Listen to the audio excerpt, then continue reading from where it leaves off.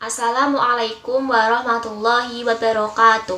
Bismillahirrahmanirrahim. Rabbi syrah li sadri wa yassir li amri wahlul 'uqdatam min lisani yafqahu qawli. Perkenalkan, saya Dewi Sri Agustina dengan NIM 19030160093.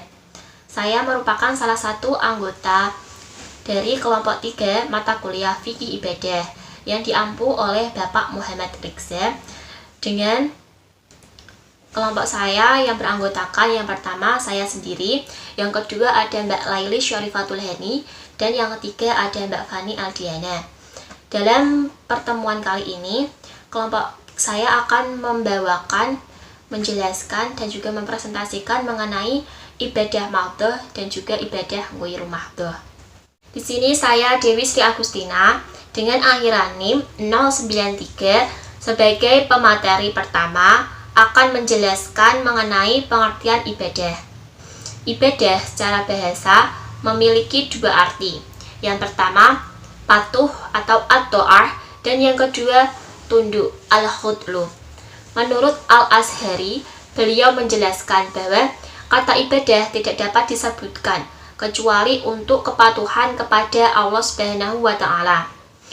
Dalam kamus Al-Muhit Al-Abdiyah, kata ibadah memiliki arti yaitu taat. Dalam hal ini, taat memiliki arti yang sangat dalam karena merupakan puncak kepatuhan kepada Allah Subhanahu wa Ta'ala. Dan tidak ada satupun yang mendapat penghambaan kecuali yang memiliki keutamaan, yaitu Allah Subhanahu wa Ta'ala. Bagaimana dalam Al-Quran surat Al-Baqarah ayat 83 yang berbunyi, A'udzu billahi minasyaitonir rajim. Bismillahirrahmanirrahim. Wa idz akhadna mitsaqa bani Israila la ta'buduna illallah wa bil walidaini ihsanan wa dzil qurba wal yatama wal masakin wa qulu linnasi husnan wa aqimus sholata wa atuz zakah summa tawallaitum illa qalilan minkum wa antum mu'ridun.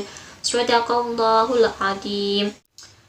Yang artinya, dan ingatlah ketika kami mengambil janji dari Bani Israel, janganlah kamu menyembah selain Allah, dan berbuat baiklah kepada kedua orang tua, kerabat dekat, anak-anak yatim, dan orang-orang miskin, dan bertutur katalah yang baik kepada semua orang, laksanakanlah sholat dan tunaikanlah zakat, tetapi kemudian kamu berpaling mengingkari kecuali sebagian dari kamu, dan kamu masih menjadi pembangkang. Dalam hal ini, ibadah memiliki unsur kecintaan dan juga ketundukan. Unsur yang paling utama adalah ketundukan, sedangkan kecintaan merupakan implementasi dari ibadah tersebut. Ibadah juga memiliki arti sebuah kehinaan, di mana arti hina di sini yaitu kehinaan yang sangat rendah di hadapan Allah Subhanahu wa Ta'ala. Sekian penjelasan yang dapat saya sampaikan. Selanjutnya akan dipresentasikan oleh pemakalah kedua. Assalamualaikum warahmatullahi wabarakatuh. Nama saya Laili Syarifatul Hani dengan NIM 1903016109. Setelah kita belajar dan mengenal apa itu ibadah dari pemakalan yang sebelumnya, di sini saya akan membahas tentang ibadah mahdhah. Arti dari kata mahdhah sendiri adalah murni atau tak bercampur. Ibadah mahdhah atau ibadah khusus ialah ibadah yang telah ditetapkan Allah Subhanahu wa Ta'ala akan tingkat, tata cara, dan perincian-perinciannya. Jenis ibadah yang termasuk ibadah mahdhah contohnya adalah wudhu, tayamum, mandi hadas, sholat, puasa, haji, dan juga umroh. Majelis Tarjih Muhammadiyah merumuskan pengertian ibadah mahdhah sebagai berikut. Ma haddadahu syari'u fiha bijuz'ayatin wa hay'atin wa kaifiyatin mahsusatin. Apa yang telah ditetapkan Allah al-syar'i, perincian-perinciannya, pola-pola, dan cara-caranya secara khusus. Ibadah mahdhah memiliki 4 prinsip. Yang pertama adalah keberadaannya harus berdasarkan adanya dalil perintah, baik dari Al-Quran maupun dari Sunnah. Yang kedua adalah tata caranya harus berpola kepada contoh Rasul Shallallahu Alaihi Wasallam. Yang ketiga adalah bersifat suprarasional atau di atas jangkauan akal. Artinya ibadah bentuk ini tidak dapat menggunakan ukuran logika karena bukan wilayah akal, melainkan wilayah wahyu. Akal hanya berfungsi memahami rahasia dibaliknya yang disebut dengan hikmah tasyri'. Sholat, adzan, tilawatul Quran, dan ibadah mahdoh lainnya, keabsahannya bukan ditentukan oleh mengerti atau tidak seseorang itu, melainkan ditentukan oleh kesesuaiannya dengan ketentuan syariat.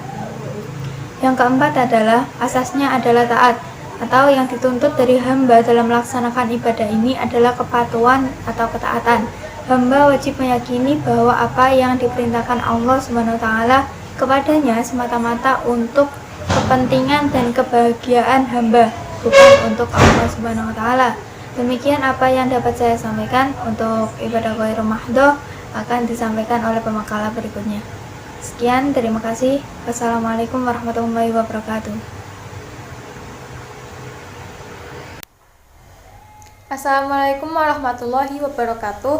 Perkenalkan, nama saya Fani Aldiana dengan NIM 19030161114. Di sini saya akan menjelaskan materi mengenai pengertian dan ruang lingkup ibadah ghairul mahdoh. Pengertian dari ibadah ghairul mahdoh itu sendiri ialah ibadah yang di samping hubungan antara hamba dengan Allah, juga hubungan antara sesama manusia. Dengan kata lain, ibadah ini merupakan seluruh perilaku seorang hamba yang diorientasikan untuk meraih ridho Allah. Dalam hal ini itu tidak ada aturan baku dari Rasulullah. Dengan kata lain, segala amalan yang diizinkan oleh Allah, misalnya yaitu sedekah, belajar, zikir, dan lain sebagainya. Kemudian ibadah ghairul mahdoh ini merupakan ibadah yang cara pelaksanaannya itu bisa direkayasa oleh manusia.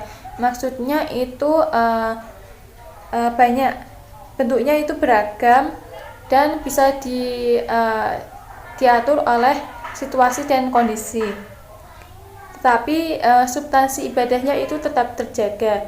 Misalnya seperti perintah melaksanakan perdagangan yang bersih dan halal. Kemudian ibadah ghairul mahdoh ini memiliki beberapa prinsip. Yang pertama yaitu keberadaannya ini didasarkan oleh tidak adanya dalil yang melarang. Selama Allah dan Rasul-Nya tidak melarang, maka ibadah ini boleh dilakukan. Kemudian yang kedua yaitu tata laksananya ini tidak perlu berpola kepada contoh Rasul, karena dalam ibadah ini itu tidak mengenal istilah bid'ah. Namun jika ada yang menyebutnya bid'ah, maka hal ini termasuk ke dalam bid'ah hasanah, bukan termasuk dalam bid'ah dolalah, kecuali jika ibadah mahdoh ini bisa disebut ke dalam bid'ah dolalah. Kemudian yang ketiga yaitu bersifat rasional. Ibadah ini itu baik buruknya, untung ruginya, mudarat dan manfaatnya ini bisa dipikir oleh akal logika. Jika hal ini terdapat mudaratnya, maka tidak boleh dilakukan. Kemudian yang keempat yaitu asasnya manfaat. Maksudnya ini selama bermanfaat, maka hal ini boleh dilakukan.